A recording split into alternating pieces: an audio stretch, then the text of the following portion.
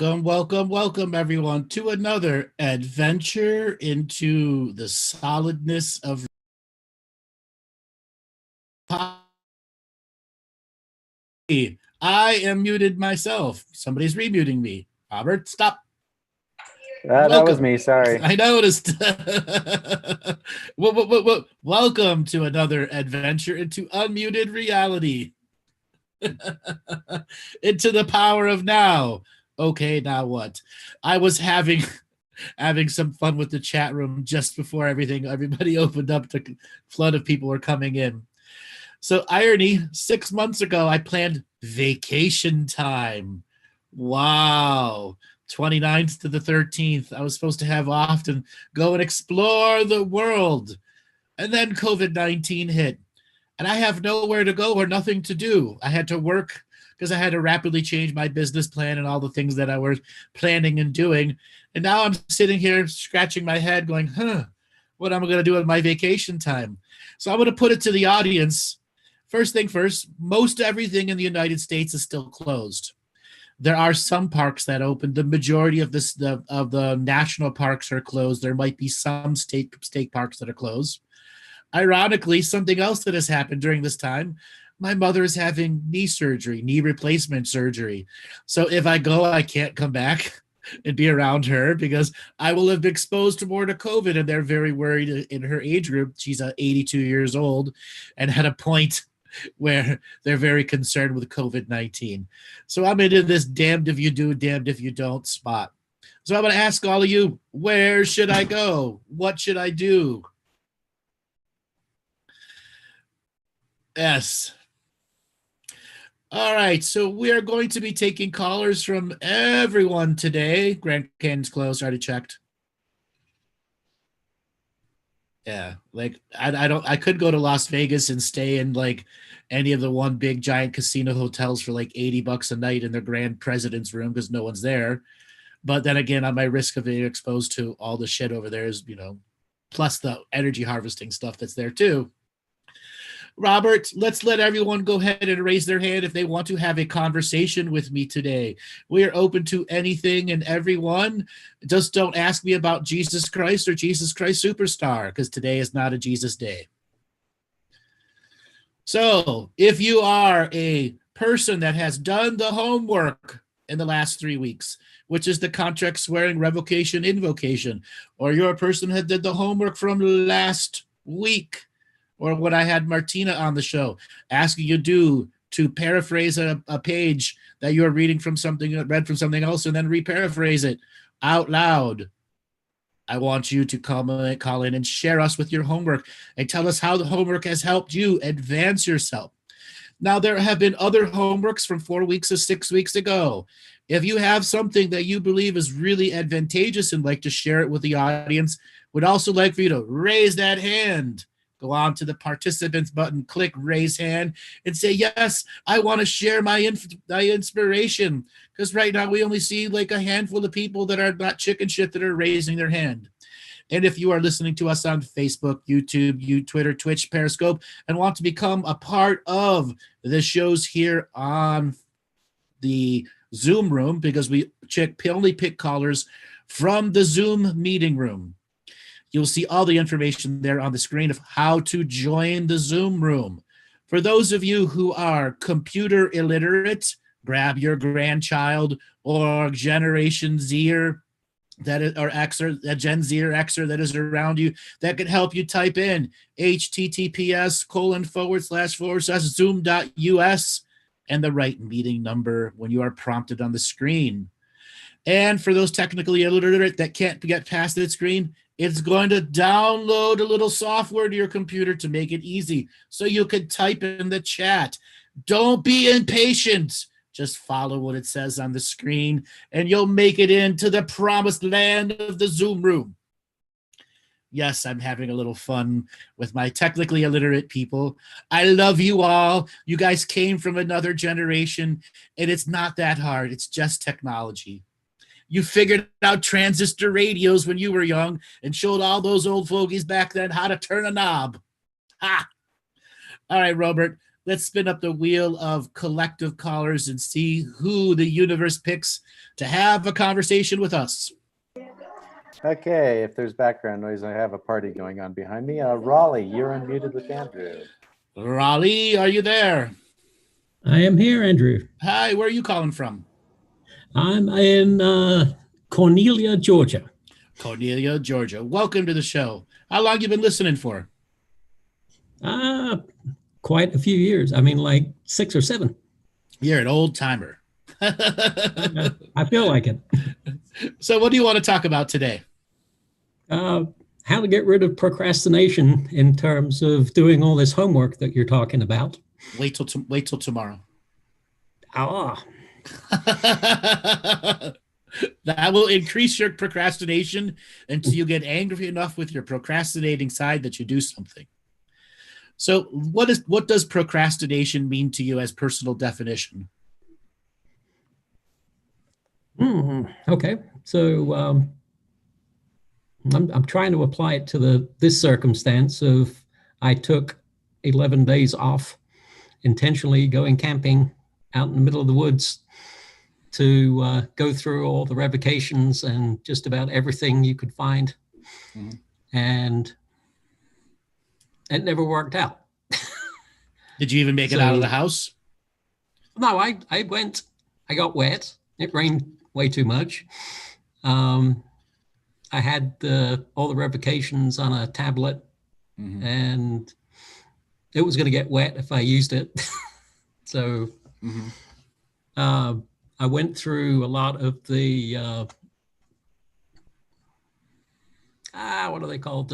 Like the revocations where you actually go through, what's the word I'm looking for? The course.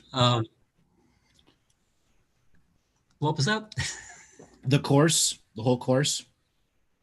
Yeah. I've been doing the living the daily course, mm-hmm. and I went through heart meditation many times, every single night with thunder and mm-hmm. everything else is actually pretty dramatic. Mm-hmm. Good energy from that, mm-hmm. but I'm only doing it from memory. Are you still on vacation or are you back home? Halfway in between. Well, first thing first, you don't have to set your goals so high. So what I find the difference between laziness and boredom is giant, and most people don't know the difference between extreme laziness and high levels of boredom. And if you've done something repeatedly and end up in a new place and you're going to go repeat the things you do from home, that's actually a revelation that there's more boredom, which is a part of a program inside you that's not allowing new things into you. Well, when it comes to putting ourselves on journey like you have, where you said, I'm going to go to the forest for 11 days, I'm going to do these contract revocations, you could have thought ahead and printed them out, and then it wouldn't have mattered if they got wet, right? Yeah. Mm-hmm. You could even find a local hotel or something and walk into their little place and just print everything out too, because most hotels have little business rooms that you can print stuff out. And if it's wet and rainy, well, you don't have to live like the caveman. Just go rent a hotel and then during the day go somewhere. Okay, what part of the world did you go to for your vacation? I went up to Parrotsville, Tennessee. What's up there? It's it's in the mountain range right on the Tennessee, North Carolina border. And it's got some dramatic rock formations. Okay. All stuff that you really, horse farms and stuff you can't visit with all the rain. There they didn't seem to worry too much about it. As in the trails that are there that you could walk on, there's mm-hmm. no one there monitoring whether you could go on them or not. Yeah, but I was saying, was the rain making it hard for you to walk on it? Yeah. The rain part was. Mm-hmm. So before you left, did you check the weather? Yeah, and I thought I was going to dodge most of it. Which was the leftover of the hurricane? Well, actually, the day that I left, there was, the next day, there was 2 tornadoes that went through there. So, yeah, so Your weather I wasn't sense was happy off. Your weather sense was off. Okay. This is where you've got to turn, rotten sour milk into yogurt here. You got to be able to convince yourself that I'm not bored. I'm doing this for myself, and I'm not being lazy. I'm just stuck in a cold place, and I've got to use these words to warm myself up. And it's not about getting through the whole course. It's not about that. It's about getting something from it, from each one that you do. Now, you're saying you were doing the heart meditation during the thunderstorms, and it was dramatic. What was it dramatic for? What was making it dramatic? One, I was getting very creative about where I was in the pool, and I had a big rose quartz hot tub to lay down in, with a invisible lift that lifted me up and put me into the pool, and a seat that kind of sank away, disappeared as I was sitting down in there, and then I could actually go underwater and remain there for a real long time without breathing. Wow. I want one of those rose quartz bathtubs with a lift. Yeah. And I did it just to make it outrageous, because I guess a lot of my thoughts were is that I wasn't worthy of it. So instead of having something that was mediocre, I made it as grandiose as I could. You successfully did it. Mm-hmm. So your trip is a success so far. Yes, in that way. Tomato of perspective. I wanted to yell at the top of my voice on the top of a ridge, all the revocations, as loudly as I could. Yeah, but if no one's around you in any of these places, you could yell all you want just as you're walking, right? Or do you feel you have to be on the top of the ridge? It has something to do with the flubs that I have when I'm reading them. Well, yelling's going to make the flubs, they're still going to be there. It's going to make them worse, in fact. That's why you've got to practice the slow raising of your voice. Mm-hmm. That's why, like, when you're hiking and talking, you're able to go through a memorization part. Instead of having your iPad out, you can have the paper out and just keep going through it. And as you're getting to different sections, it's talking louder and louder and louder, allowing your breath in between each step and pace to be a part of the ever-growing volume, so you're not yelling. Most people who try to yell out the revocations, by the fourth paragraph, they're done and they've blown out their voice and haven't accomplished much other than blowing out their voice.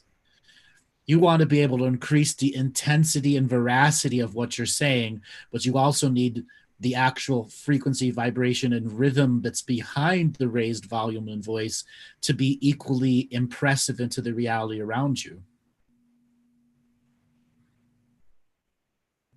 That I understand. The union and communion strike was another one of the, I was just thinking of your words. Mm-hmm. And of course, that's pretty hard to remember all 16 pages. What? You're not perfect and haven't memorized all of them? How dare you? Apparently not. You don't have to. The whole point of me making it all that long was that it's an endurance journey. What does it take for you to maintain this high frequency, and the different parts become higher and higher? It keeps stepping you up, and you have to keep on this journey of raising your actual frequency, your actual vibration, so that each of these new concepts that are coming out are taking you into a new layer of personal sovereignty.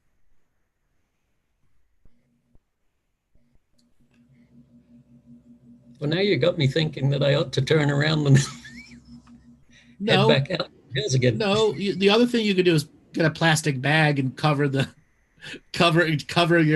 pad. Yeah, that's good.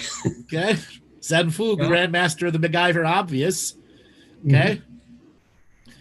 How far away is the hotel from you? I'm actually in the motel now. Okay. It probably has a printer business center there. Yeah. Okay. Either that or find a UPS store or something. Right. Just print them out and go, victory! Weather, I have beaten you. Okay, you might even, if you find a UPS store, you might even be able to get them laminated. Then it won't matter if they get wet. You can definitely get the plastic sleeves at Walmart. So Right, exactly. And if you actually get an actual laminator, you're going to have them and you can do all that. Yeah. And then you can start walking and talking, reading them out as you're walking and talking, and learn how the slow journey of raising your actual voice, because you breathe deeper into your gut and deeper into your lung, and you actually do what's called standard chi breathing. Once you've increased your pace, your larynx opens up and doesn't get torn up from yelling, and you're able to greatly increase the decibels behind your voice. yeah, I listened to the language show that you had. I listened to it this morning. Was it this morning that it was actually on, or was it yesterday? Today's Thursday, so it was on Tuesday at 12 noon, so 2 days ago. Okay. So I'm just a little behind being off the internet for so long. But that was really interesting when you put into the vocal transportation of words, thoughts, and ideas across time and space. Yes. Especially when it came to tongue-heart connection. And that's why when I wrote the Union and Communion Consciousness Strike as a way to stick it to the system, but further also a way to stick it to the system who's occupying people, the people who don't know they're being occupied by external self-harvesting sources, that there's certain tongue phrases that literally kick the system out of the body at moment to moment. There is the unique sense of fuck you joy writing that document, because I understood their tricks and how to literally trigger a body to create an electromagnetic frequency that kicks out the harvesting systems. Okay? With just words. That's how limited their mind control systems really are. But that's on purpose. They don't want us 100% mind controlled, or they couldn't harvest us the level layers that we're at. They want us just enough mind controlled, so we give them their energy. And yet still think that we have some control for ourselves.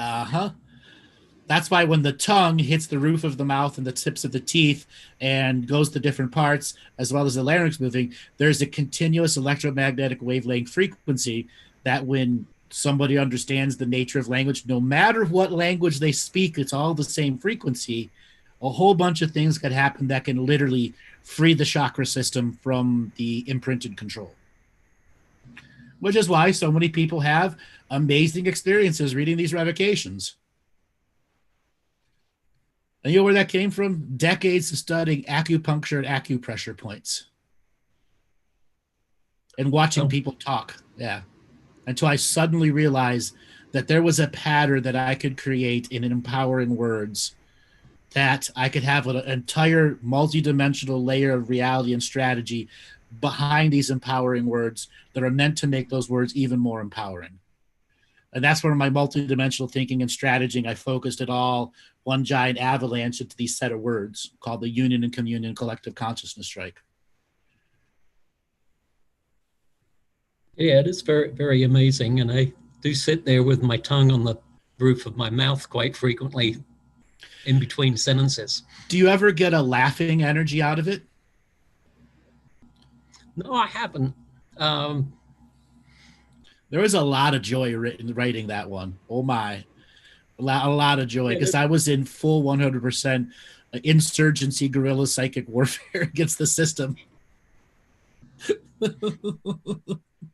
I do get a schmirk out of it every now and then. Yes, there's some parts that I laughed. I fell out of my chair laughing. Because I understood the implications of what it would do if certain program personalities ran across those. Yes, that's where it gets very interesting.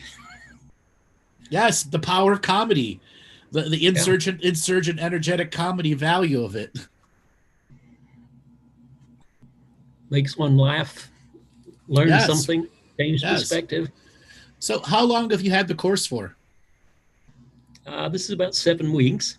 About 7 weeks. Yeah.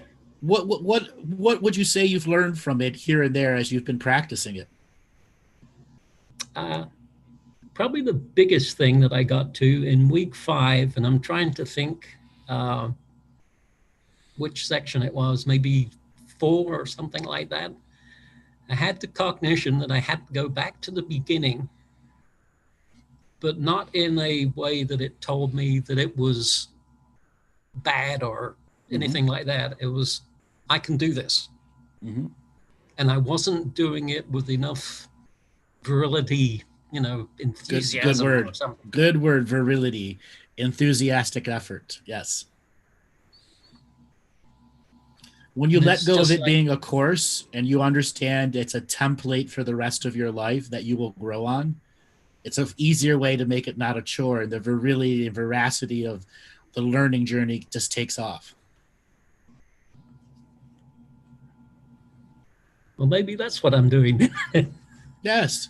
You're learning it in a whole new way. You finished, you got to the point where, hey, I can cognify this. I can do this. It wasn't terribly hard to get through, was it? No. Right. I think it was quite a joy. Your second time is going to be better. Your third, fourth, fifth, and sixth time is going to be better. Yeah, very, very much so. I can feel that coming together now. So of the ones that were inside the course, have any of those really stuck out and helped you? Like it's ones you like regularly like to go back to? The shaman's death is a kind of very important one for me. What does it represent? Wow, this is going to be an interesting one. I actually took it to Peru with me and did the ayahuasca journey with it. I'll say the Wachuma, sorry, of the San Pedro. And I read it for 2 weeks before I went to Peru, and then a week or so before the ceremonies. I took your advice on the first ceremony just to look for peace and silence. And then on the second one, I did the shaman's death, and it was an incredible journey. What did you learn in the journey? Well, that was the big nada journey. I actually, the only way to describe it is with the total sensation of absolutely nothing. That's no breath, weight, sense of time, space, speed, any conceptual, just darkness, nothingness. Absolutely peaceful, like you're floating in consciousness. Beautiful. Relieved a lot of pressure off your soul, didn't it? Yes. Yeah, definitely the biggest thing I've ever done in my lifetime. So you did 2 ceremonies, or did you do 3? I did 3. What happened on your third one? Now you've got to be trying to think about that one.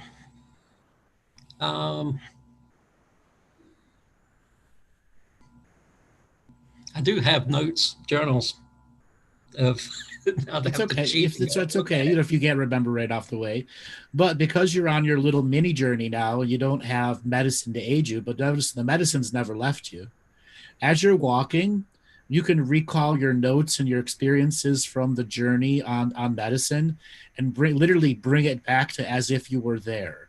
And this is for anyone that has had really potent medicine journeys and wants to revisit them. The medicine's never left you, even if it's 20 years later. It's a matter of, do you have the capacity, the veracity, and the willful joy to re-embrace the memory that is an infinite memory, and to pass chemical awareness into spiritual awareness, that memory is there for you to revisit on your walking journey. I did take your advice and do some shrooms in my mountain journey. And how did it help? It was a little confusing. I found a real nice place in a gorge that was probably 150 feet down in the rock, where the river had some white water going through it. Yep. And there was a log there that looked like it had a wolf's face in it. Yeah. it's just seemed like an ideal spot to journey. And basically, it was another one of those, I don't remember, there was like 3 or 4 sections, and I would wake up in between and have to answer a question. Interesting. Like I had to say it out loud. Yes, because that was the land in working with you, the actual energy of the land. Because, like one of the answers was the 5th world of peace. Mm-hmm. And what does the 5th world of peace mean? Now we're going to see if I can make this uncomplicated. It's a culmination of all timelines, events that have happened on Earth, getting to a point of now time where there is no influence of war, hierarchy, anything going on other than equal co-creation and love. That means you have dreamed a great dream of peace, being able to answer it like that. I want you to know that you've tapped into something and have figured out the nature of the teachings is just being able to repeat them from your heart, which means you have the dream inside you. And there's much more to that dream, way more than I've ever written. There's 10 trillion more pages to the dream. I get to the point where I can see it happening. Yes. It's but exciting. It's not about it actually happening. It's, are you able to manifest the vision into language, verbal and written, to make it solid, real now, ancient future, real now, which is a big part of the teachings in Living the Mystical Life Daily, understanding how to make an ancient future now real.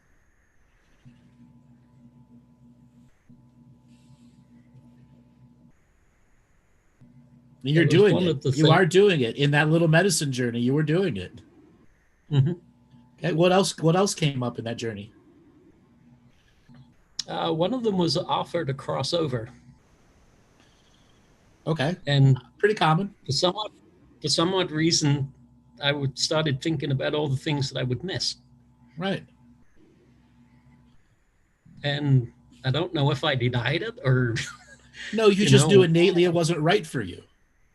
Yeah.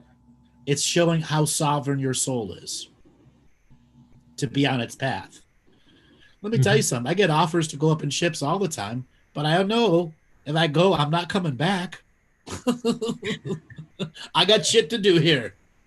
Mm-hmm. You can wait till we figure it out, bitches. Yeah, some of that had to do with my daughter and future. But that was all about your choice of living, how much energy you have to live now, and how naturally the answer rolled out of you. Interesting. Man, I got to let you go and move on to the next call. We've been talking for quite some time, but you're cool, man. Get your shit laminated. Get some covers for it. You've already had a successful journey. Get yourself dinner tonight and spend the rest of the time just enjoying yourself and let the course evolve with you instead of forcing something, and find that inner veracity and willpower to make it happy when you're doing it, because you're already a success.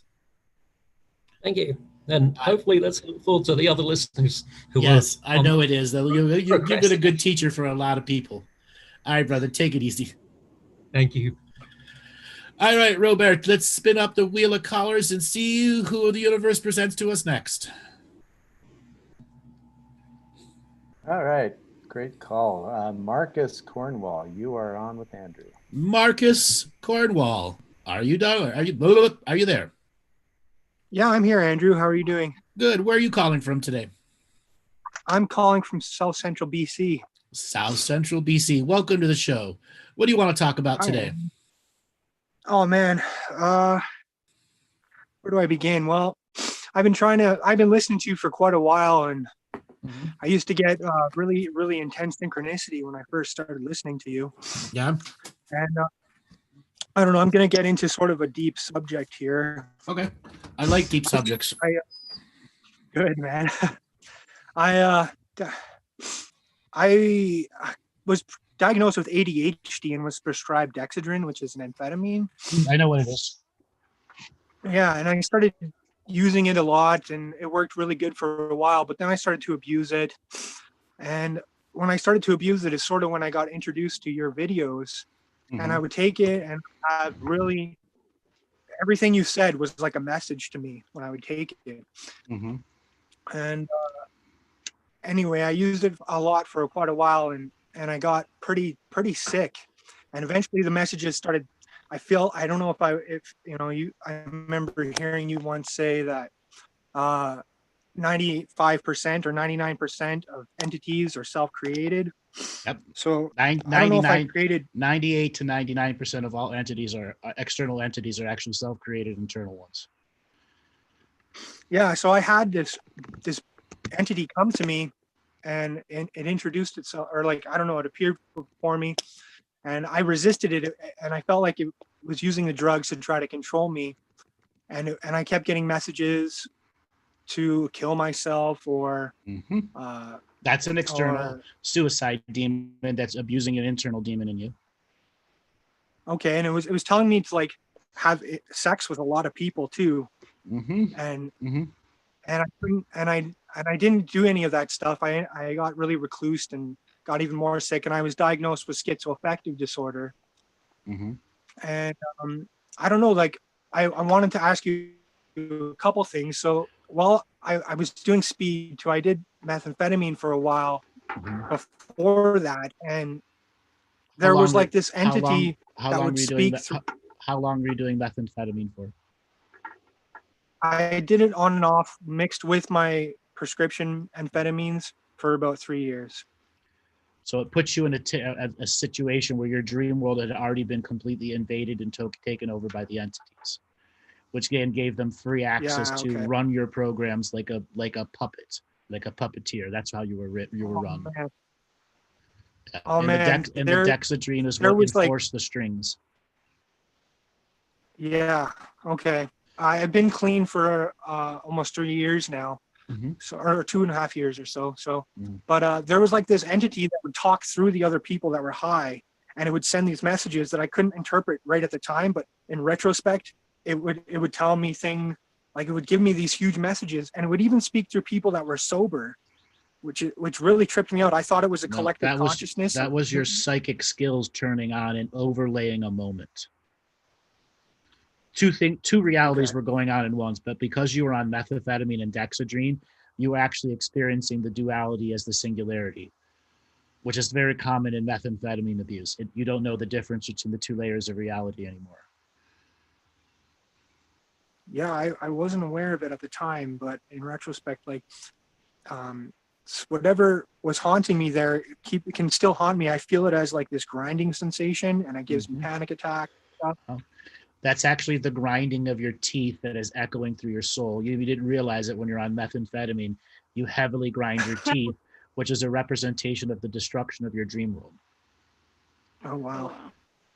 Okay. Yeah, that is pretty serious. I have done a lot of work with people that have done the worst of the worst of the worst of the worst, way worse than what you've gone through. And you can beat all this. I assure you of that. But the thing is, you have to understand the nature of the drugs that have curses on them. So Dexedrine has its scientific curse of addiction behind it, and then methamphetamine has its medical and metaphysical curse that's put on it by all the haunted people that procure it and sell it on purpose. Yeah. Okay. There are no good meth dealers. There's no such thing as a good meth dealer. Yeah. Okay. Even if you think you're a good meth dealer, you're not a good meth dealer. You are trading in poison. Thanks, Andrew. Thanks for that is also a part of you have to acknowledge the hurt you did to yourself and the hurt that you did to others through peer pressure or through selling it. Yeah. Yeah. Okay? This will go a long way at helping you remove the energetic imprints of the damage that the entity's done. Okay. So keep going with Okay, keep going with part of your story and what it is that you would like from me. Well, I wanted to verify what that was, if I was just having delusions or if it was actual entities. And It was I guess both. another part. It was entities running delusions, like changing the television channel on you, and you had no longer control over the remote. Yeah, there was a point too where I could listen to the CBC radio, and I knew what CBC was going to talk about before they talked. And that was like the peak when it was really synchronistic, listening to your shows and stuff. But then something noticed, and then started changing the what I was interpreting and making it bad stuff. You know, because what you were hearing from me was taking away from the delusion that you're in control. Yeah. Yeah, I guess that was part of that. I mean, you're guess never some of the other when you're on those drugs, you're never in control. And the combination of dexedrine and methamphetamine, the illusion of control is easy to think you have it, but in reality, you don't. Yeah, definitely. I guess that was a big thing I wanted to understand, and since then I've gotten a lot healthier. I have to take medication now that makes me I don't know, if I stop taking it, I get panic attacks, and I get a lot of nightmares. Was another thing that I get nightmares. That's because you still have to reclaim your dream world. Okay.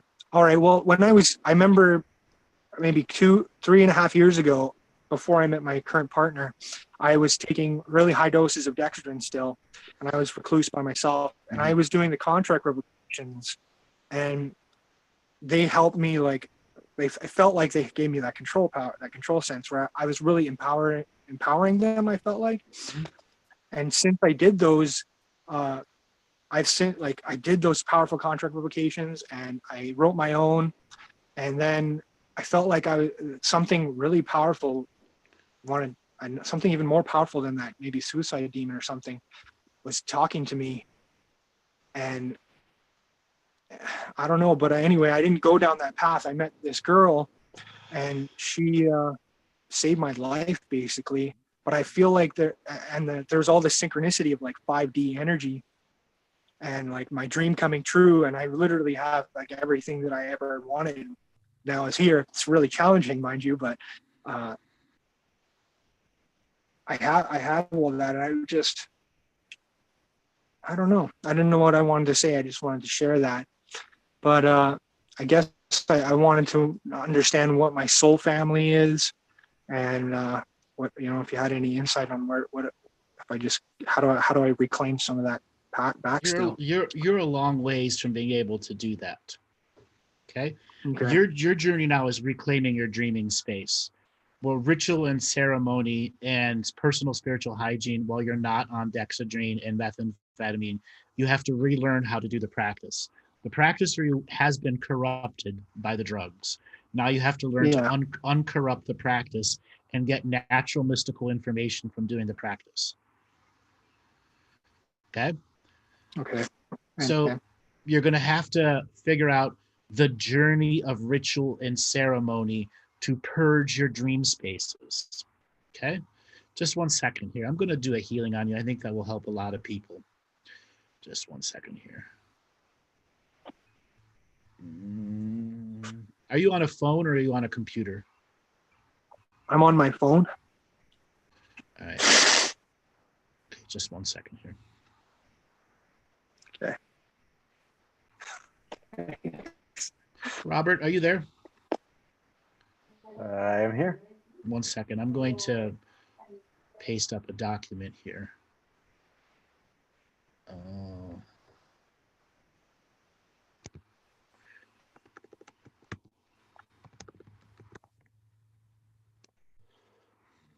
All right, so I've just saved a document in the Google chat here. Let me see if I can how I can figure to share it, and you'll be able to download it. And this is for everyone can go on. I'm going to go ahead and have you read this out, and I'm going to do an example here. Because you've done so much methamphetamine, there's some work that you can't physically do without somebody to take some of the pressure off. And what I'm going to do is help you take some of the pressure Okay. off, because there's going to be parts of it you can't read, Okay. parts of it you're going to cry through, and parts of it that just don't make sense to you. And I'm going to help you adjust your energy field to push off some of the things that have happened. The biggest damage that the methamphetamine has done to you is it has actually stopped your normal REM sleep. You don't get normal REM sleep anymore. Robert, do you see the document entitled Dream Clearing? Not yet. My internet's a little slow at the moment. Dream clearing.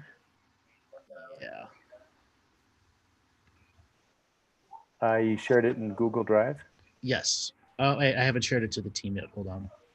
Let me just share it to you. Hold on. Okay.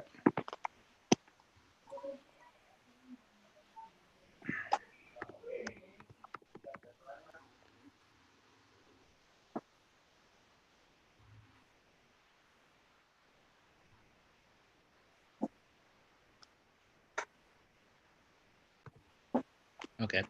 I sent it to you, Robert.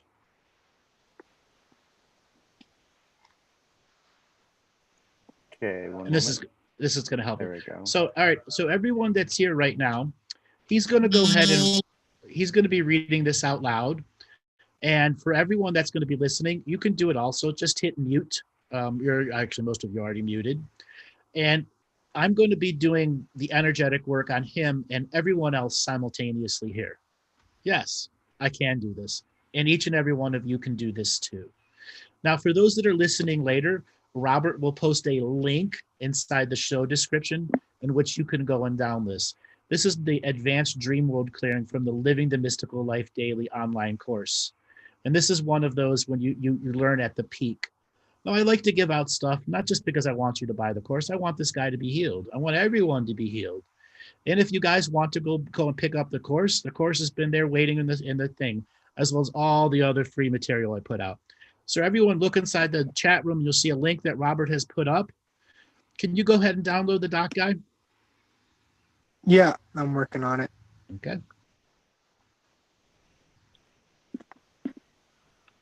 Okay. I think I have the document here. I haven't downloaded, but it's available here. Go ahead and Advanced Dream World. Yeah. Go ahead and download it.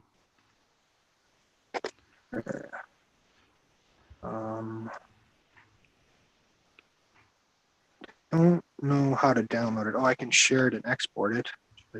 Or just Save open as. it. There we go. Save as, or just open it. Okay, it's open. Okay. So I want you to take a couple deep breaths and to say to yourself, I am doing this contract revocation a different way. Okay. Okay, go ahead and say it out loud. I am doing this contract revocation a different way. All of my other ways have taught me a journey. All of my other ways have taught me a journey. This is a new journey for me. This is a new journey for me. I am on the edge of my unknowingness. I'm at the edge of my unknowingness. And I'm willing to heal. And I am willing to heal. So as you go to read this, you have to find the lover's voice. A woman helped you through this. And I need you to be able to talk in that voice where your own body can heal your love. What I'm going to be doing is sending an intense bright light into your crown chakra, to your fingertips and toes, and trying to activate your meridians. What this is going to do is going to stir up any internal demons or demon-based programs, internal and external, and I'm going to get in the process of flooding so much light, they have to leave and go external. If they go external, you may feel like some weird shit's in your reality. If you feel like that, stop and tell me what's going on so we can do the communal psychic surgery of getting it out. If at any point you're crying or tearing, that is a soul shard from a trapped dream world coming back to you. Okay. If you find yourself stumbling over words, that's something internal that does not want to let go of power. Okay. Gotcha. So the key here is to not read fast, but allow the true lover's voice. Whenever you go monotone or I see the frequency change in you, I'll have you pause and recenter yourself. Okay. As you go ahead and read, remember to not read fast, but not painfully so, at a normal pace, so you can hear your words and find that position so your body can hear your own loving words. Okay, go ahead when you're ready. Okay. 7, advanced dream world clearing meditation teaching. Think a little multidimensionally, labeling aspects to work with and heal, etc.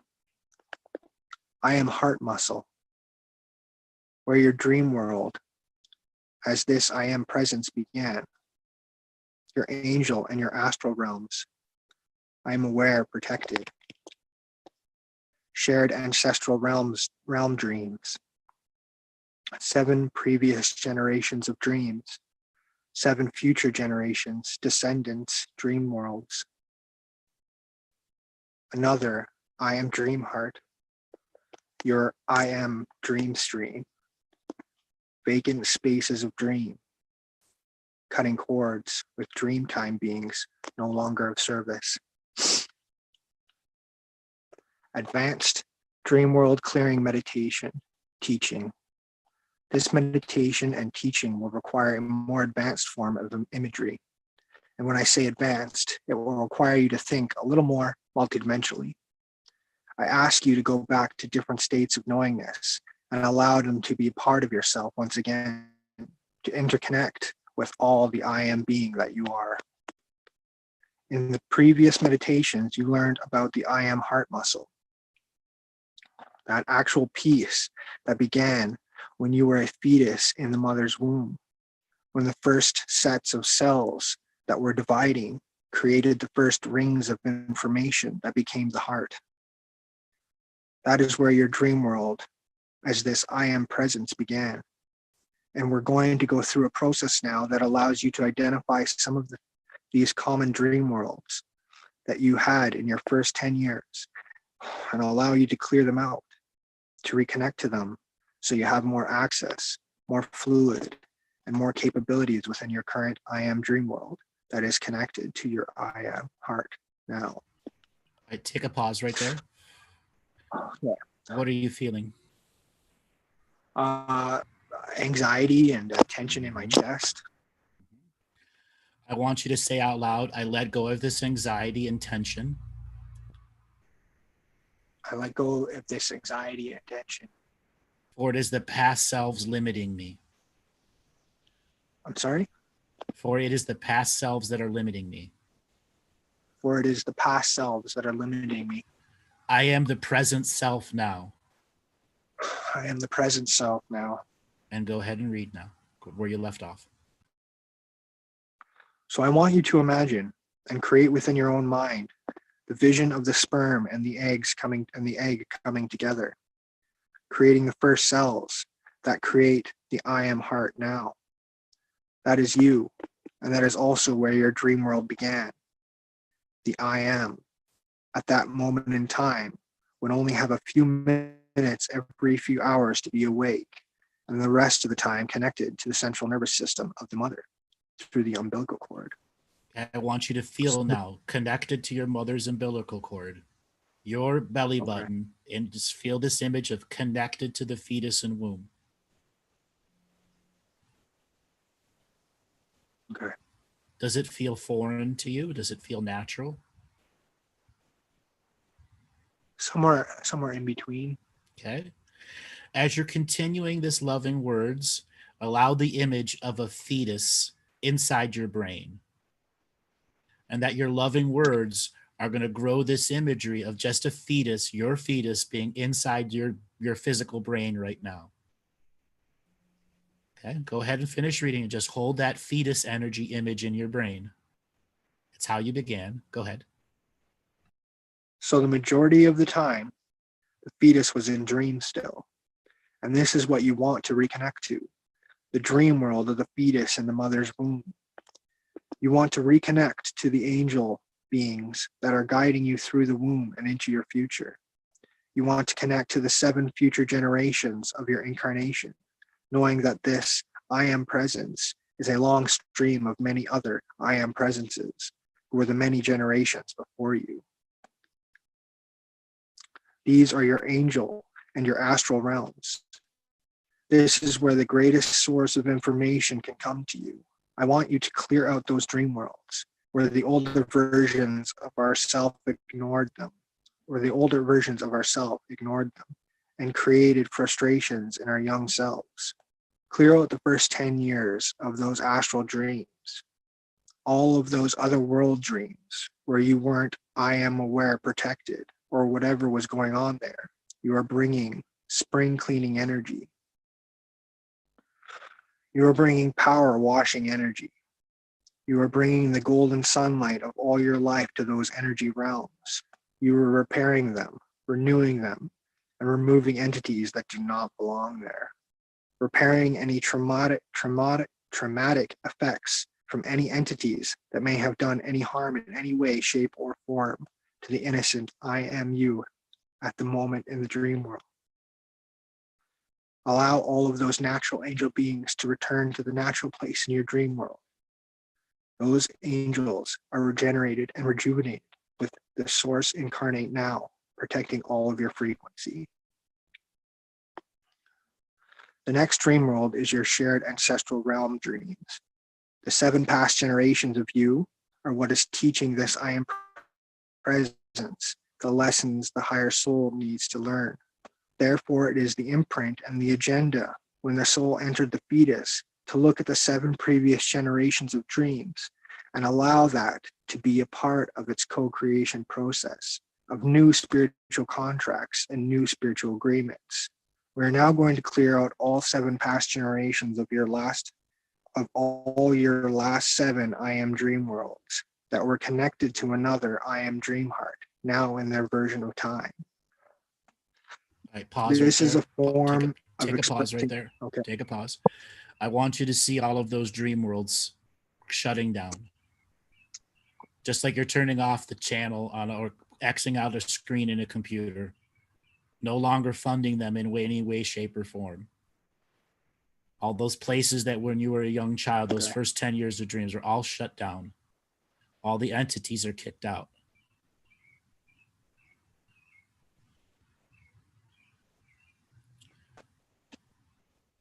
And I want you to know right now you're absorbing a tremendous amount of light. You're in the right phrase of talking and the right phrase of healing. Okay?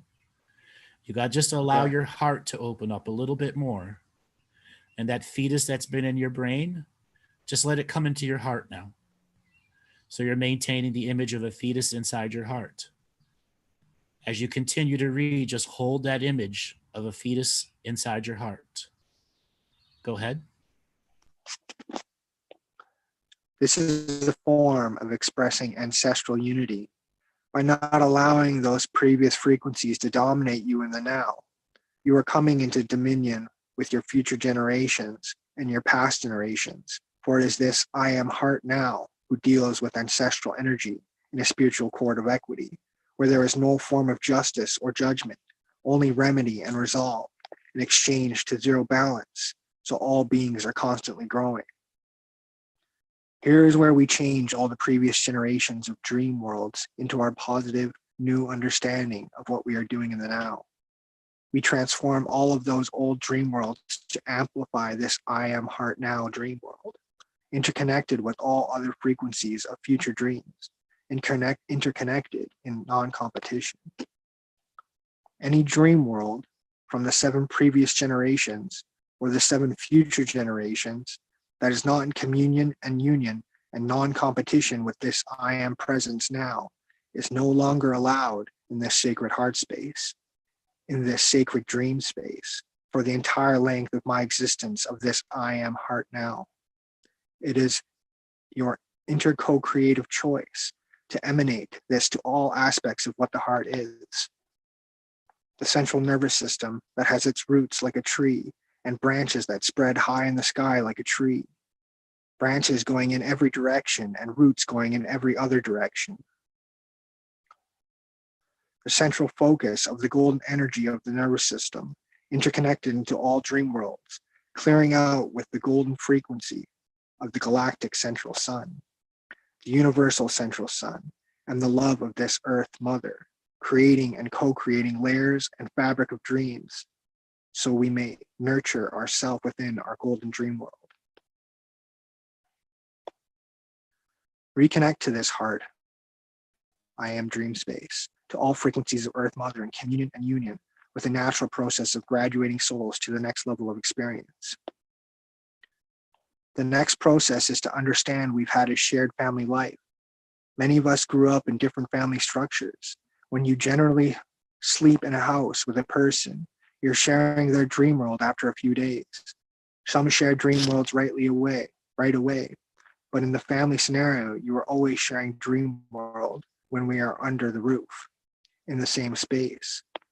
So now we want to connect you to your stream of I am dreams when you weren't dreaming with your family. You want to see your life dream path as your I am dream stream now, separate of the family.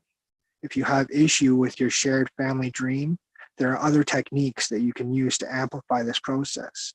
But for the simplicity of this experience and meditation teaching, you are to reconnect into your own I am dream stream that began as the fetus in your mother's womb. And you are seeing it as one stream of dreams that are not seamed together along interconnected frequency.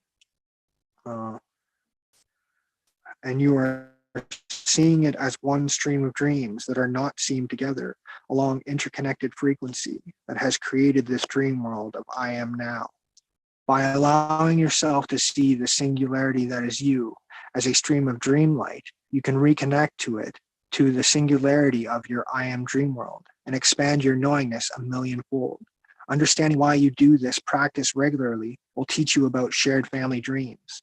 At times we really need those shared family dream spaces.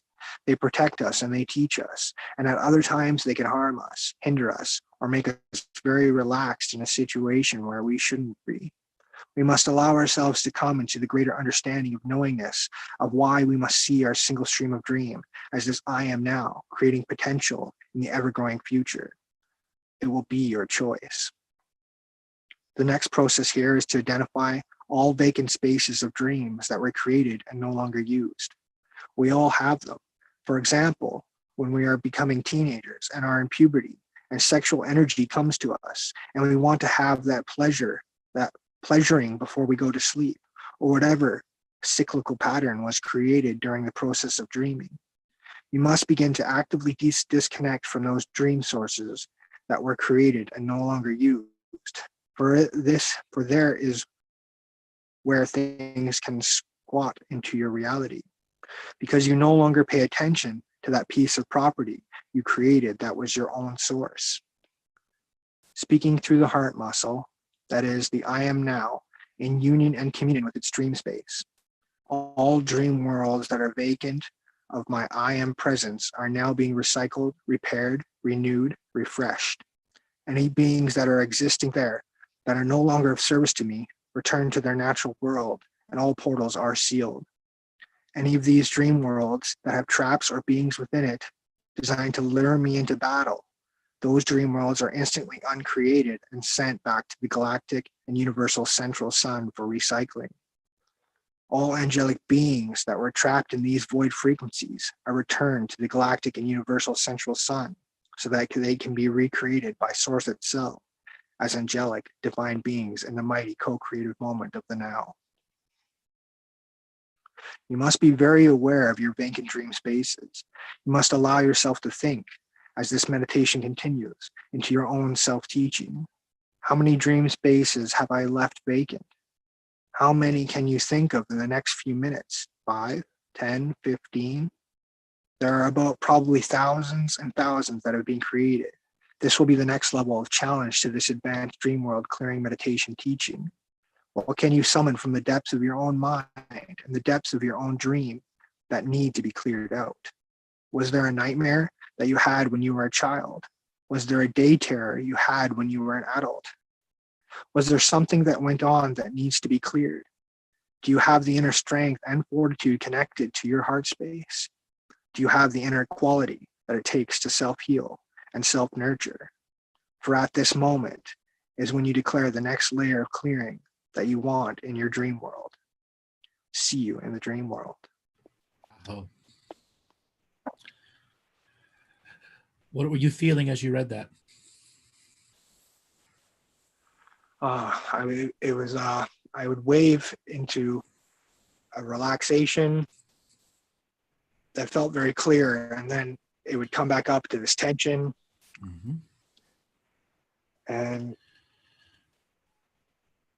that is the pattern methamphetamine did to you. Instead of staying in high theta, low delta as your emanation frequency, it would put you back to high alpha alchemy state. Same thing with the dexedrine.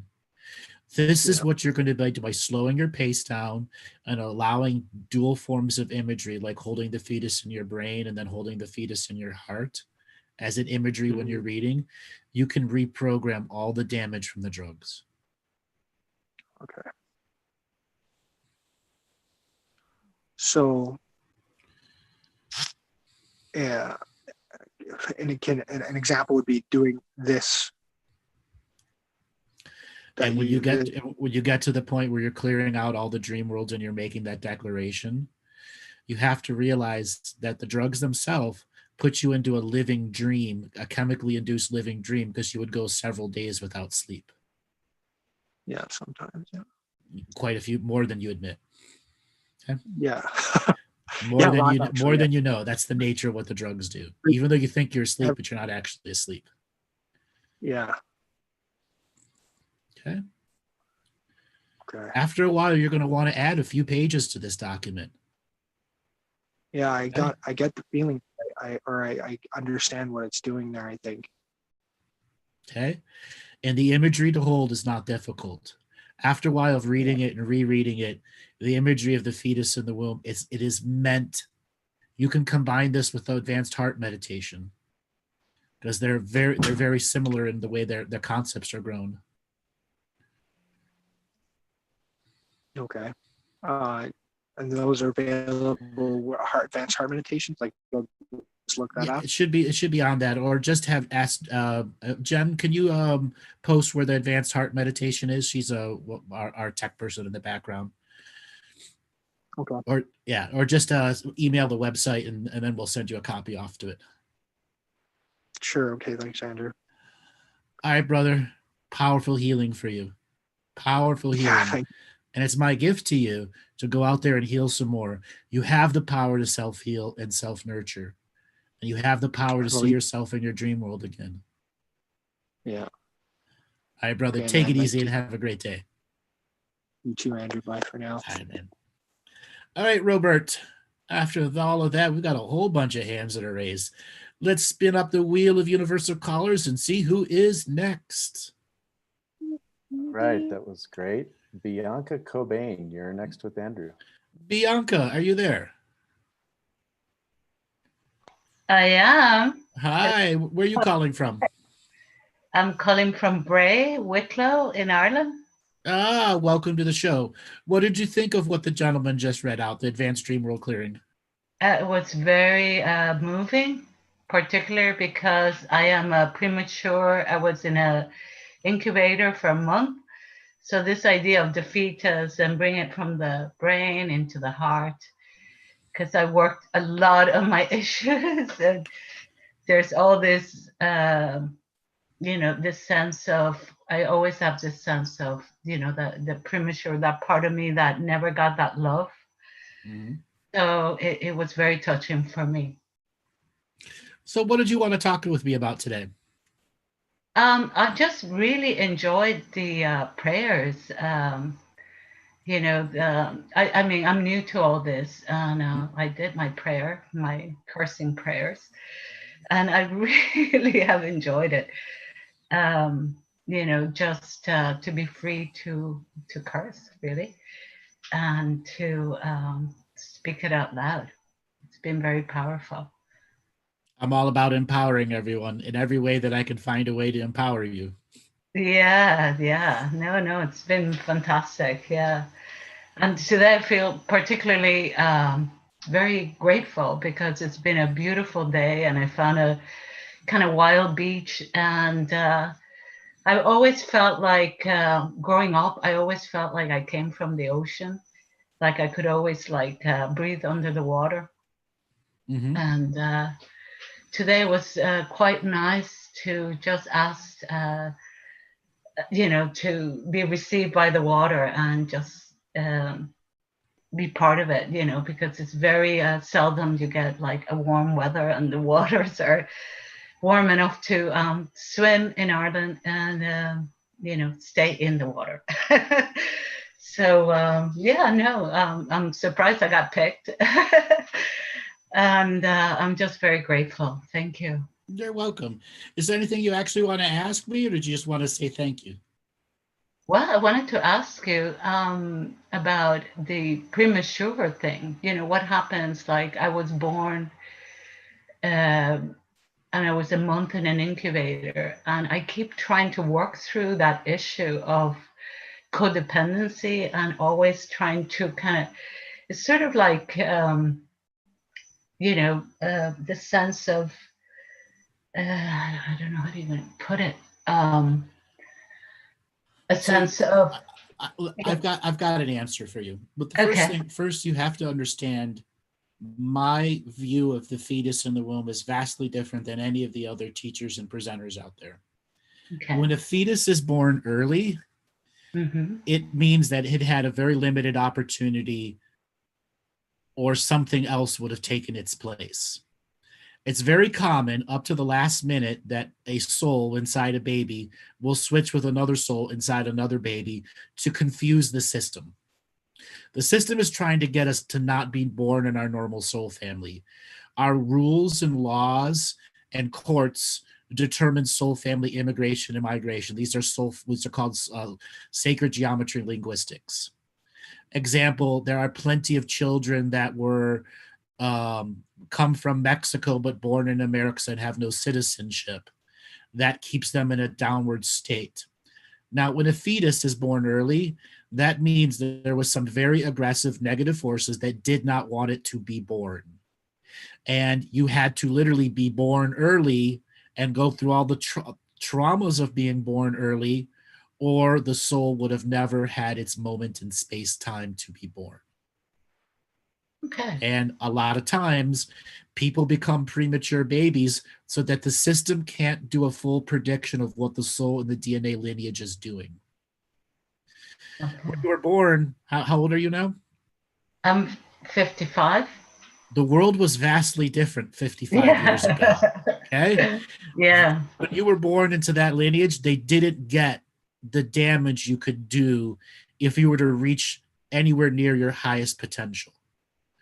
And all the predicting system is looking if you're going to get to your highest potential, and what can I do to limit you ever getting to your highest potential?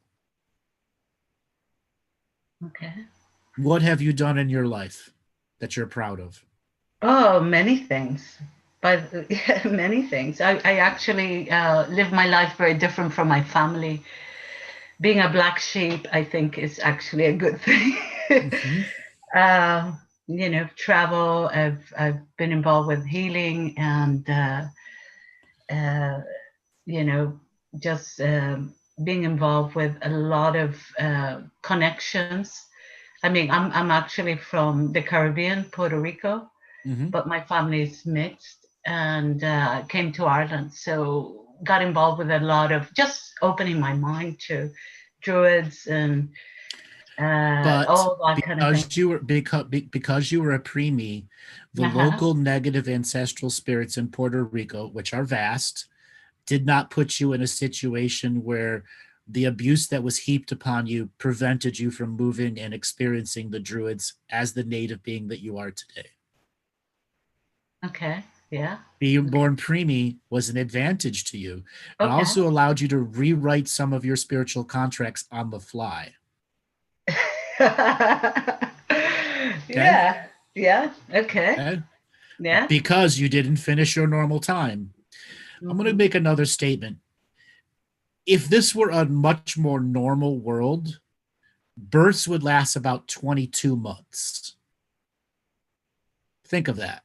Wow. So everyone that's given birth now, imagine if each birth was 22 months. Wow. Yeah. Right. Yeah. But that 22 months would fly by because you wouldn't have a 40-hour slave work week behind it.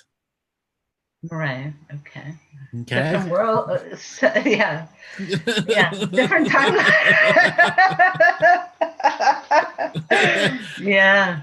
Being pregnant would have a whole different value to it. because it Yeah. would be a highly spiritual 22-month journey for yourself. Yeah. Okay? And for the Yeah. child. And oftentimes you wouldn't be giving birth to one child, you'd be giving birth to two, if this was a normal world. But it isn't. And we've been reduced to a 9-month birth process. And it is why they take your child from you right away and don't put it on your heart, and they cut the umbilical cord right away. That umbilical cord can stay intact up to 4 to 5 days afterwards. You just have to move the birth stuff around them. Yeah, there were plenty of women that were giving birth and holding their child with the umbilical cord still on, and they're on refugee trains walking with the umbilical cord hanging out of them. It's the only way they could keep the child alive.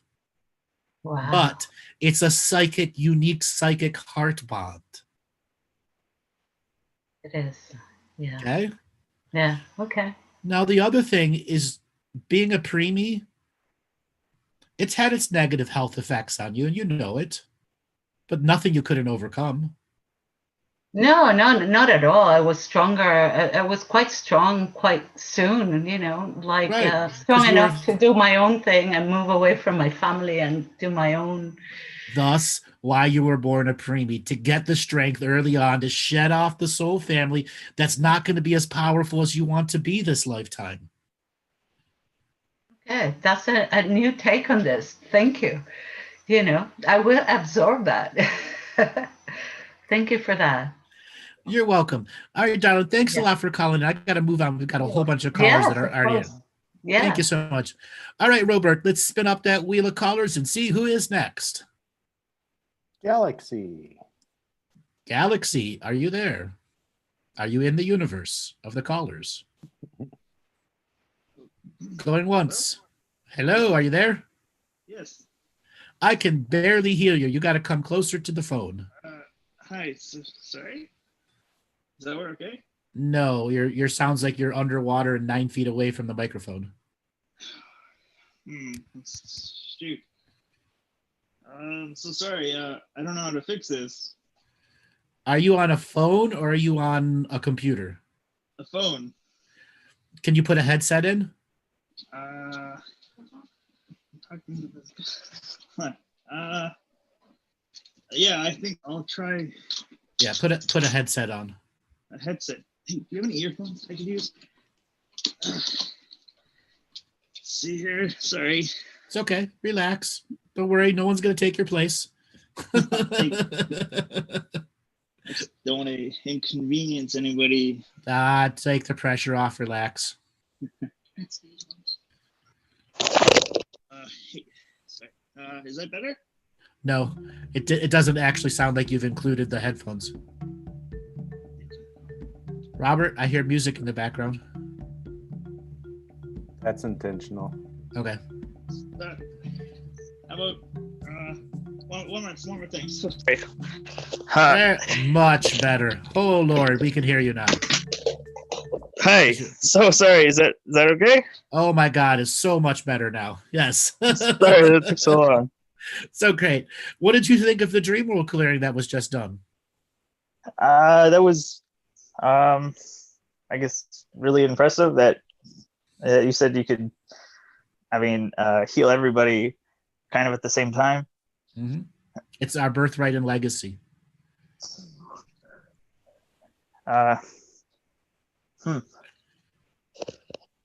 Anything? So what did you want to talk to me about? Honestly, and I guess money. Honestly, in one word, just money. Money. It's all about the dollars, all about the Benjamins. Show me the money, bitch. I guess how does one I don't make money and be happy here? Do you have to have money to be happy? I guess not. But it seems like it makes things easier. No, it doesn't. Who taught you about money? I don't think anybody. Oh yeah, you were deeply imprinted at a young age about money. Everyone is. And then as we get older, we re-imprint ourselves about what money is or was or can be. Was or can be is. Anything that is, was, or can be. Probably. I mean, I just grew with a mom.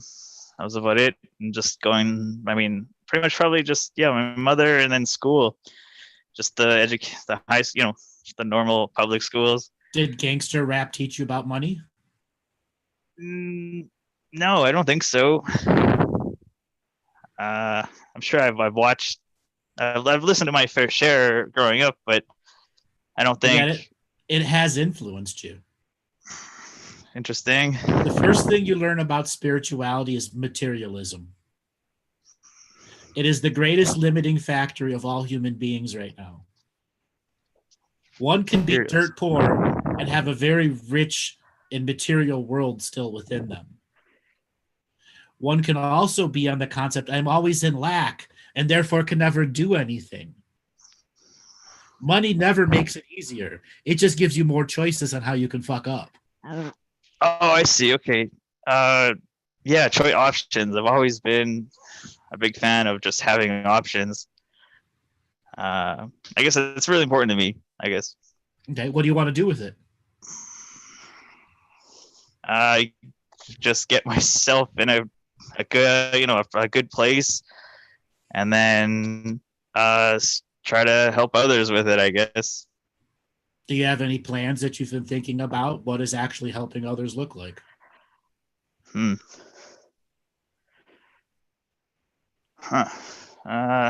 Stumped you. I mean, this is because you're stuck in the journey of what materialism is, but also what materialism isn't. So my advice for you is to not worry about the actual dollars until they're there. You have to go out and make money to earn money. And you earn money to make more money, but not that vicious cycle of making money to earn money, to be able to store it, to do something later with it that benefits you, your family, the friends that are around you, until such a time you've saved enough that you want to invest in the world, a business for yourself that has the potentiality of helping others.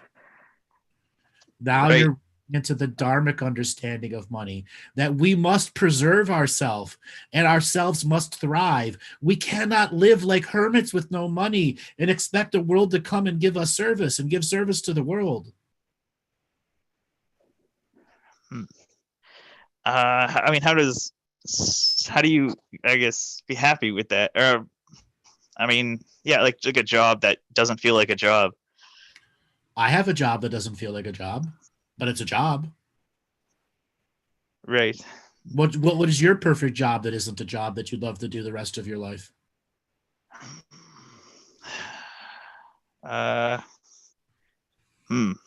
Probably, not the regular, 9 to 5, I guess. Something I could fit into my own schedule. You don't know. It's okay. You got to start actually trying and think, what would be my perfect job? Have you ever thought about being a professional fisherman? There's a whole industry of bass fishermen that are making money hand over foot. Right. Not to say for you to do that, but that's that dream job for anybody that's a fisherman. That's a dream job for them. People pay them to go fishing. Right. That's a good, Would you want to race? Would you want to race cars and be sponsored by people to go race cars? Right. You want to be a DJ on the dance floor, having people buying your records? What's your dream job? You got to be willing to think big and dream big and learn, what can I do to make that happen? Dream big and think big. Yeah. Don't limit yourself without dreaming and thinking. Okay. Dream big and think big. Okay. Awesome. Did you go to college? No. Why not? I did a year in a university and just decided it wasn't for me. Mm-hmm. Just what were you specializing in? I was intending on going into biology, and I was really interested in genetics and stuff. I guess microbiology, but I don't know. It just seemed like way more effort than I wanted to put in. I don't know. It wasn't for me. Okay. So what are you doing now for a job? I work at just in the produce section of a grocery store. And you feel like crap, and that's why you asked me the money question. Yep. I mean, I guess so. It's just. How old are you? I'm 32. 32. You don't need to actually work at the grocery store anymore. You got to begin working big and thinking big. Okay? You got to get out. You got to get out of the grind you put yourself into. Okay? Right.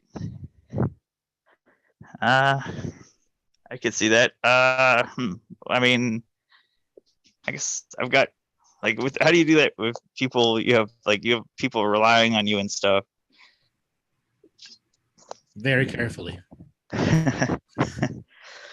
It's your situation you put yourself in, and there's always a way to modify the situation and understand what's codependency and what's natural dependency because you're living with somebody.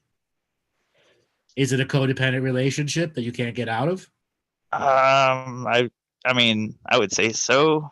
Then you have to confront the codependent sides and learn how you can start saving for yourself and not giving it all away. If you find yourself in debt, there are plenty of problems to get yourself out of debt. But right now, you're stuck with a produce job. Right. Because you don't really have any education that's going to put you in a higher job field, and you don't have really any machinations to start your own business or some dream that you can be practicing over the last 10 years to give yourself an opportunity. Where's your conviction, man? Where's your dedication to yourself? Right. Were you a pot smoker for a long time? No, actually, I just started. Interesting. Well, I'd tell you to quit. I'd tell you to quit. Oh, no. Quit. Okay. Okay? It's going to suck up a lot of your money. Unless you're growing it on your own. I see. Okay. Yeah, it's something I don't need. Well, no, you may need it for a little bit, but you have to understand what it does for you when you choose it as a lifestyle.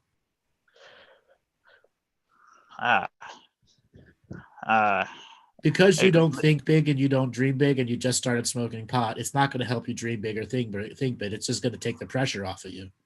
That's why for you in this specific situation, quitting pot and saying, I got to get serious and I got to grow up at 32, I've got a produce job and I don't want to do a produce when I'm 55. Right. Okay. Oh. Think of what your own business is. Even if it's freaking open a barbecue joint up. Wow. So just suck it up, Buttercup. It's a suck it up, Buttercup moment for you. It's you've put yourself in this situation for lack of self-creativity. That's it. And you get yourself out of this with self-creativity and conviction to follow through. And it won't be that hard. Once you start allowing yourself to dream big and go, wow, what can I do that I can have something on the side that grows something out of it? Okay. Awesome. All right, brother, I got to let you go and move on to the next caller. We've got 1,000 people with their hands raised. Thanks a lot for calling in. Thank you. Thanks for having me. You're welcome, brother. All right, Robert, let's spin up the wheel of callers and see who is next. All right, next caller will be Melissa Roberts. Melissa Roberts, are you there? I am here. Hello, I am here. Where are you calling from? Port Colborne, Canada. Port Colborne, Canada. Welcome to the show. Thank What you. did you think of the dream world clearing? The what? Oh my God, intense. Absolutely. Did it do anything for you? I was sort of translating into a drawing as you were saying it. So I think I missed some words, but I was so immersed in the energy of it. It was kind of feeding the drawing process, if you know what I mean. And I posted them. But yeah, it was really cool, and I will go over it again to know what the words mean. But yeah, I found it very nice. Great. So what did you want to talk with me about today? I have a couple of questions. Okay. Can you compare dream time and three time for me briefly? Dream time and tree, T-R-E-E? No, dream time and 3D time. Oh, Like, yeah. Yeah, normal time for us, 3D time, like it's 10 o'clock, it's 3 o'clock, I go to work now, etc. Versus dream time. Like, what are the major differences? So first thing first, you have to understand, like a flower opening up, it has your day has the opposite of your dreaming space. When you're in your deepest dreaming space, there's a corresponding opposite times where you're in your least amount of dream world and you're opening to what's called hour of power. What does that mean? What is an hour of power? It's the opposite when you're in your deepest sleep. When do you go to sleep? Okay, well, I go to sleep when I'm tired. Usually that's pretty early because I like to get up early, ideally. So 8 or 9 o'clock, I'm asleep. I'm awake at 4, ideally, and I'm okay. So your natural going to sleep time is between 8 and 9 o'clock. That means between 11:30 and 1:30 you're in your deepest dream state. Your first part of your deepest dream state. Opposite of that would be 12 hours later, between 11:30 and 11:30 a.m. and 1:30 p.m. You are in your least amount of dream space and the most amount of awakened space. What does that mean? Hold on, let me finish. Okay. Hold on, let me finish. That means you're in the opposite. That means the hourglass is turned upside down. Gotcha. Your dream energy is coming into you while you're fully awakened. And that is the hour of power where you should be doing the most amount of spiritual work, and you'll get the most benefits out of spiritual work. So if I change my bedtimes, I can control my hour of power to suit my lifestyle. So control is the wrong word. Okay. You have to be aware, because there are times that you won't actually be in your peak dream time at 11 to 1:30. Your day may fuck up what's going on, and you may not enter till 3:30. Okay. So you have to know the nature of this, how effective your sleep was. Okay, so when I wake up in the morning, I know generally how well my dreams have gone. If I wake up feeling very empowered and full of like life and confidence and support from my whatever dream people, then I wake up feeling good, and I know that's going to be a good day, generally speaking. Well, that just means the hour of power is going to come earlier for you as of later. And that hour of power is when you should be doing your greatest amount of spiritual work. You'll get the greatest amount of results from it. Okay, thank you. Okay. Knowing the time when you're in your greatest spiritual potential. Okay.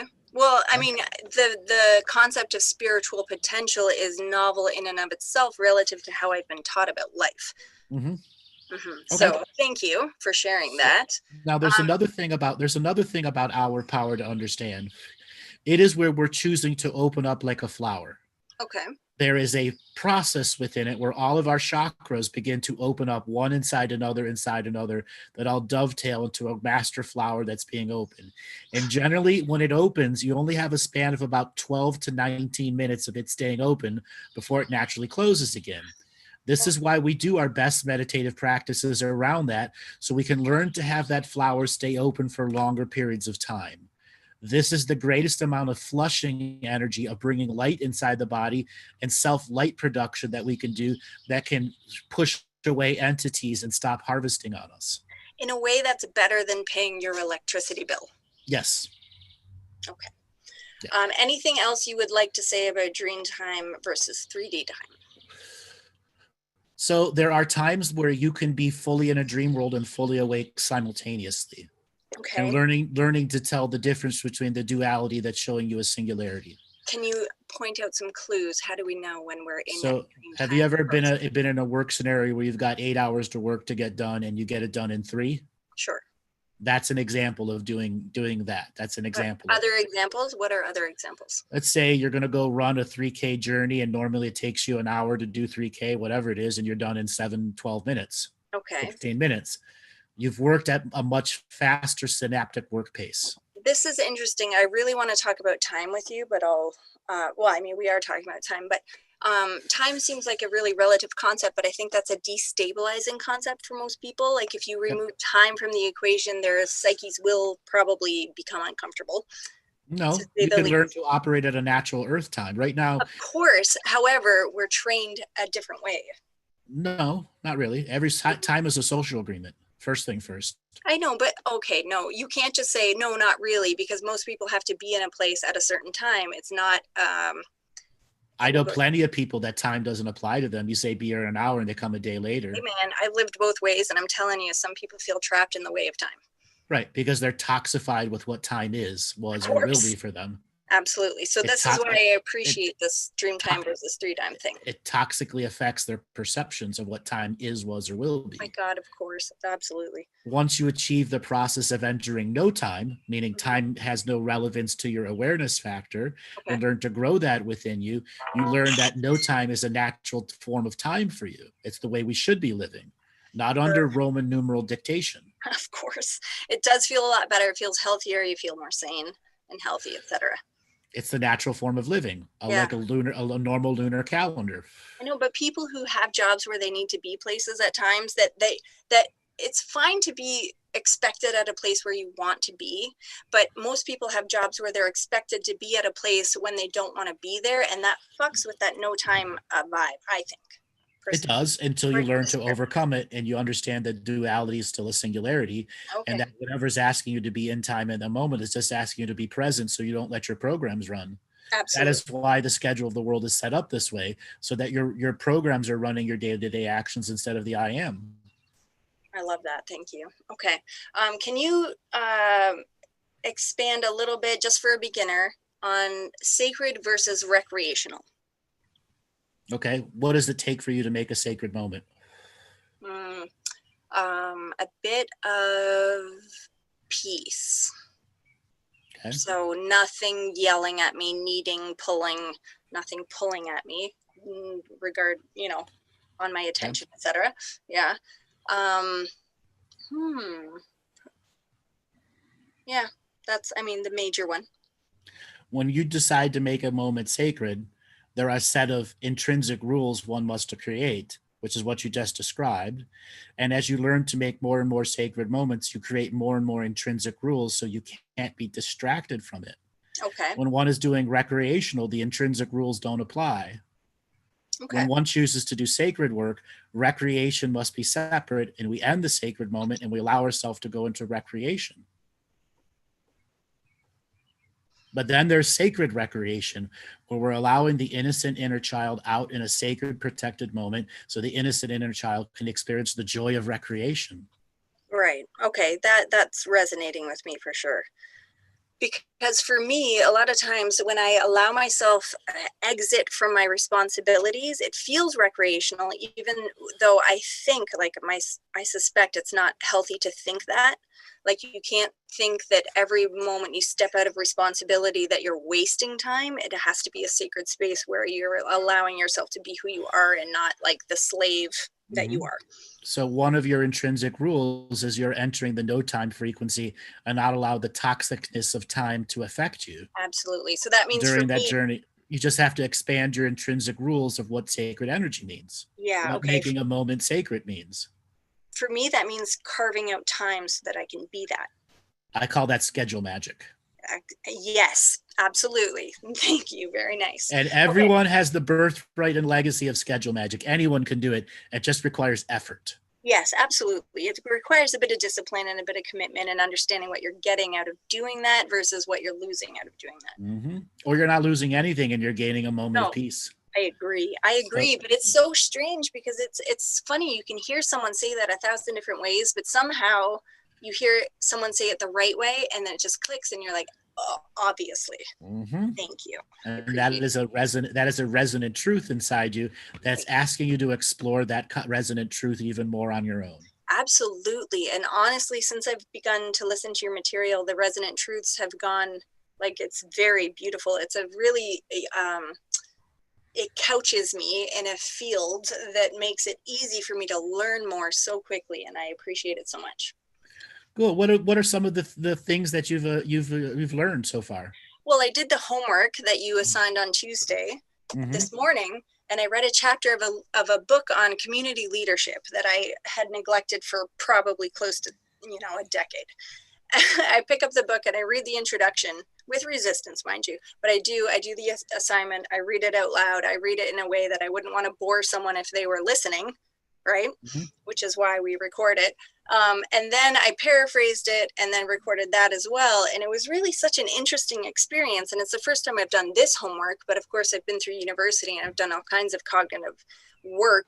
However, this is a nice refreshment because for me, I've been out of university for so long now that there's not a lot of excuse to do cognitive work of that nature. So it was really, it was a good exercise. It really was. It really was. And also the book was just such a good choice because it really reminded me of what I think is important right now. And it was just a beautiful thing to do. And anyone who hasn't done that homework, they should, because they'll probably get something similar. Mm-hmm. But yeah, so I forget where we were, but I do have one more question. Sure, go ahead. This one's left field, but I'm sure you don't mind. I got my mid on, don't worry. Okay, cool. Can telepathy be taught? No. Why? Because you have a whole set of shadow sides and ego sides that when you try to apply telepathy, all of the shadow and ego will dump into the person that you're having telepathy with.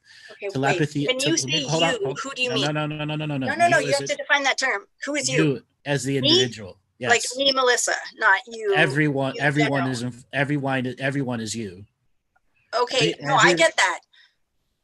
Well, look at anyone and everyone that's trying to learn telepathy, it is a DNA activation. When you've reached enough self-healing and self-nurturing, and you've been able to control the ego in the shadow, telepathy will be a natural feature to you.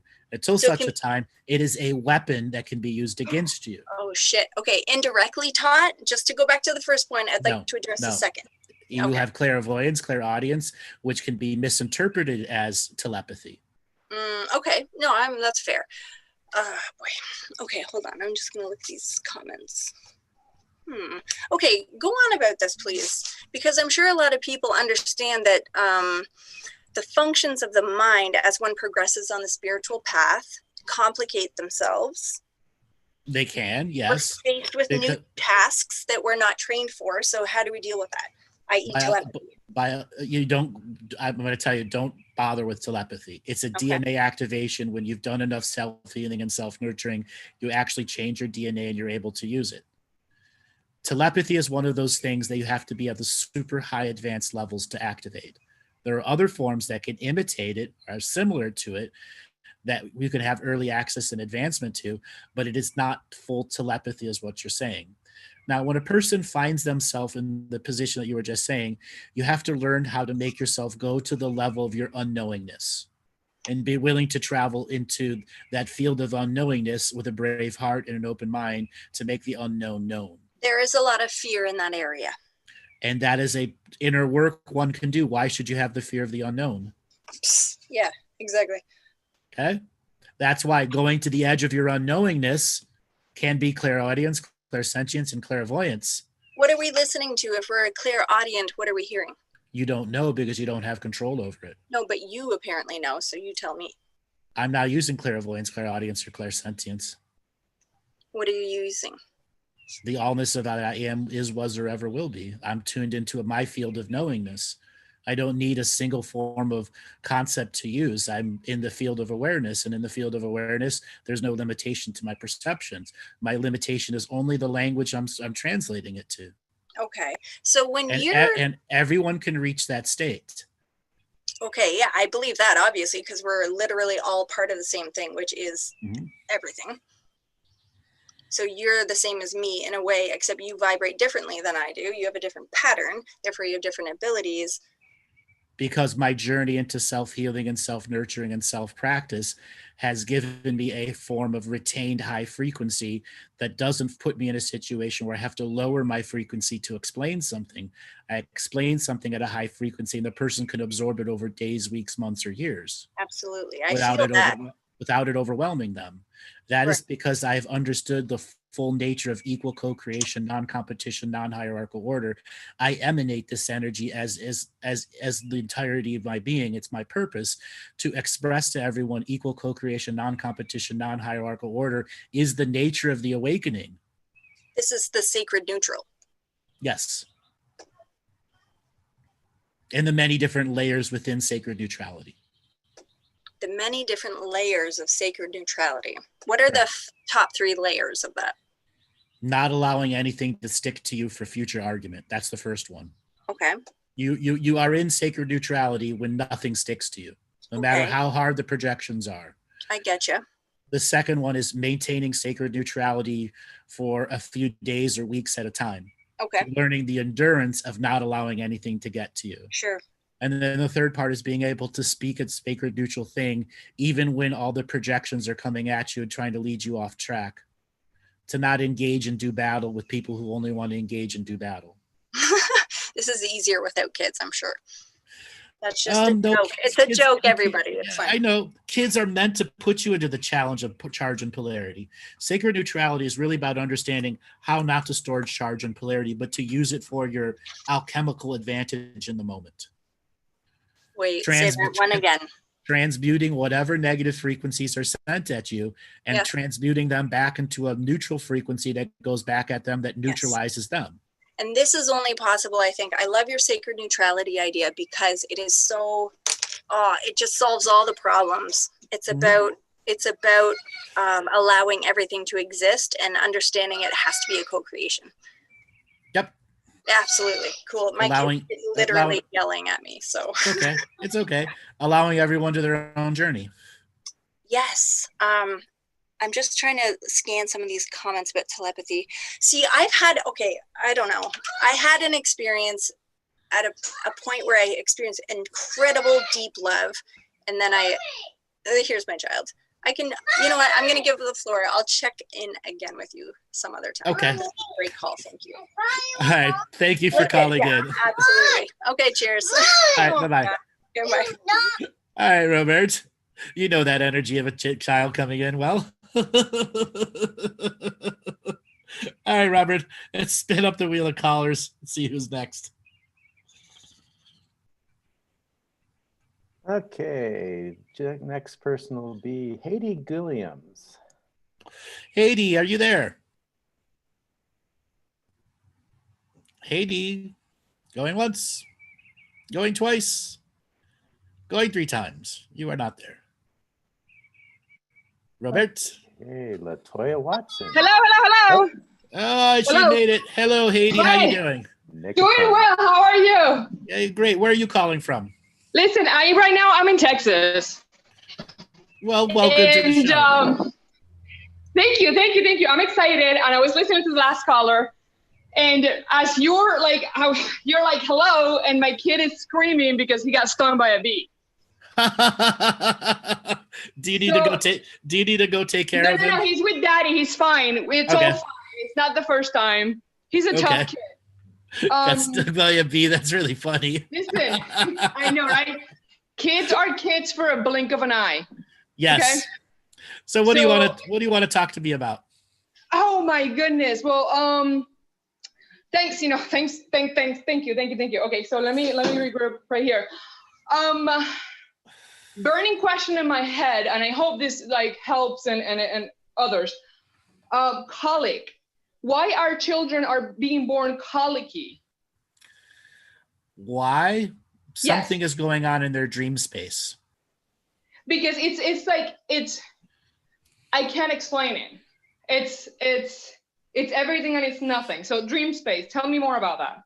So any child that is having a colic-based scenario, they're not digesting their food properly, and young children are in the dream space even when they're awake. And that something's going on in the presence of the mom and the dad or the dreaming environment around them. And this is where you want to do cleansing and clearing rituals of the child as you're putting them to sleep. And then halfway through the journey of sleep, you got to get up and do another cleansing ritual, because children go through dozens, if not hundreds, of dream worlds at any given moment. And sometimes very young children are trying to figure out what actual angel guides they're going to use, and they get very confused. One angel guide may say, you're going to need me when you're 7. Another angel guide may say, you're going to need me when you're 6. But those 2 angel guides have 2 different purposes in the journey of what you're trying to learn. So that creates a dysresonance in the dreaming frequency. Okay. So cleansing the child and then understanding that something is going on in their food. Okay. How old is the child with colic you're talking about, or in general? 8 months. So this is something where you're going to have to go to the doctor. She has been colicky since 2 weeks, and I have gotten it under control. And in doing so, I've done extensive research, and ultimately I didn't, but what we have, and it's under control for her, because I just didn't take the just write it out answer, because you're in excruciating pain I know. all the time. Mm-hmm. So, this is why you've got to do cleansing energetic rituals on them. Also, I'd highly recommend you go and seek out somebody that does specialty cranial sacral for infants. Yeah, we had that done. But what did the cranial sacral for infants do? It's a cranial massage, and it helps the fluid circulate through the body. Did the baby go through an emotional unwind? No. Okay, then somebody wasn't actually doing cranial sacral for infants. They were doing something else. There's a specialty in cranial sacral therapy that's strictly for infants 22 months and under. And any baby that has gone through any form of colitis needs to have cranial sacral for infants, because it binds up the body. A lot of time that the pain they're in is not actually from the colic at the moment. It's from the bound up muscles that are trying to grow and stuck into knots. Yeah. This is why you have to find out if your baby's in happy laughter or sad laughter early on, and begin to do pressure point and trigger point release on it. Yeah. We did chirotherapy. Chirotherapy, sacral and body massage, and then, like supplements for the digestion. And I found out that there are so many kids out there colicky. And it's a spiritual issue. It's a spiritual issue. But it's by the tens of thousands, Andrew. I know it is. I get calls like this all the time. And when you begin to do regular energetic work on the child before they go to sleep and while they're in the dream space, you'll be able to control the colic 70 to 80%, because you have to reassure the kid to digest their food when they're sleeping. There's a disconnect in their dreaming space to their physical space. Gotcha. And what kind of rituals are we talking about? The energy of pureness, reminding the child that you have to digest your food. Okay. That you have to create the right microorganisms. And because there's no longer an umbilical cord there to give them the right microorganisms, their intestinal tract, you can transfer these in light images to the child's intestinal tract, so that they can, because the intestinal tract represents the dream world. Gotcha. And then why is it that now we are having this issue as a timeline, as a generation? Where is it coming from? The fact that the humanity is trying to collectively wake up into an uncollective, and not everyone's sharing the same dream. Okay, so I don't get it. Like, so everybody is trying to jump into like dreamland and like clogging it. I don't Yes. Yes, the dream worlds are clogged up with all these different ideas. Okay. And it's nothing to do specific to the child. It's just. No, it is specific to the child. There's too much variety out there. Therefore, the mother and father must imprint to the child to dream with your ancestors, to use the ancestral energies to balance the child's ritual of joy, of being a child. Gotcha. So it's just a lot of comforting and a lot of like prayer on, and it's something that. It's not something that they chose to go through and put us through. Yes, they did. They chose to yeah, absolutely. Because we don't want this. Like, we cry as much as she does. Okay. Yeah, slow down a second. You're in heavy adrenal mom mode. Okay, sorry. And you're missing a third of what I'm trying to say. Go ahead. It's not just energetic prayers. It's imprinting on the child what is normal growth. Correct. Uh-huh. What is normal processing. When there's too much variety for the child, they don't know how to grow and what right ways to grow anymore. This is why intention is one level, but adult mom level is the next, where you're going to begin imprinting on the child, digest your food. You have the right microorganisms in there. I am energetically connecting the umbilical cord once again to you so you can have that fuel. Oftentimes children who are very colicky, there was something going on during the birth process or during the post-birth process when the umbilical cord was cut off. They need another stream of connected dream time energy. Okay, they need to have a closer attention to your dream world because that's where they came from. Okay, understood. We are very connected to our children, and we like imprint on them as like we're not, you know, and I'm not judging, like everybody races and however they can. Raising a kid it's very difficult. But we guide them every step of the way from, like, we don't think that they need to learn to sleep, you know, in the fourth bedroom down the house by themselves. Like we're always watching them and guiding them and getting to know them and learn them what they want and coaching them through this journey. I see myself as a coach. Stop seeing yourself as the coach and see yourself as the mother.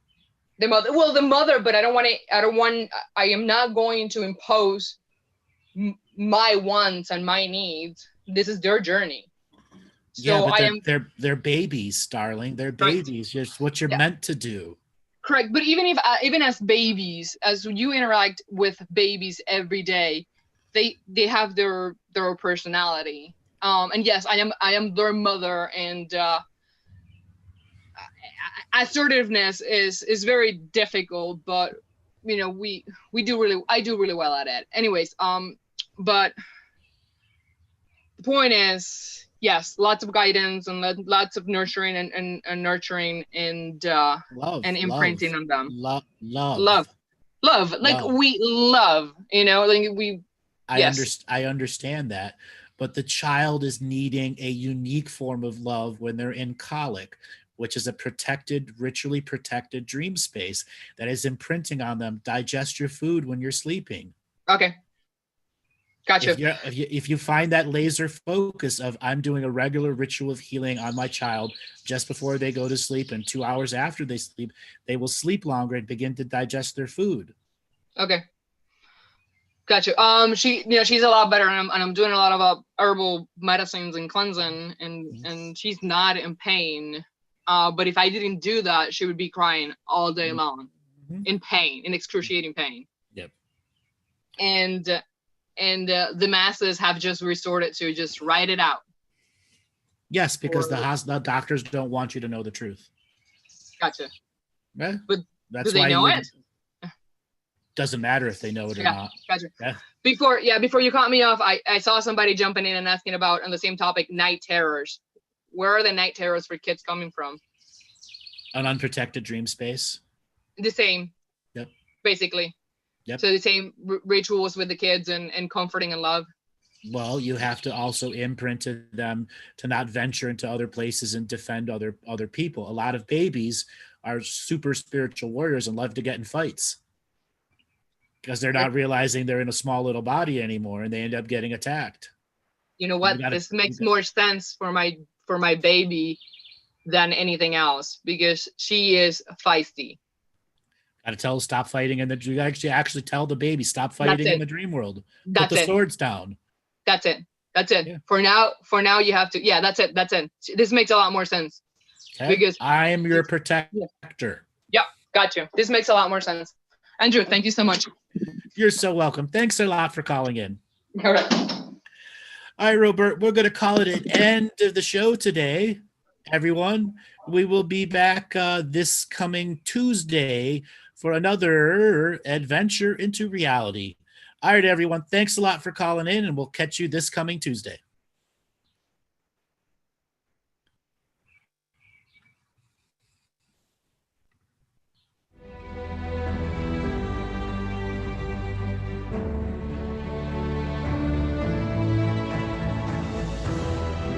Each different bubble of reality is true.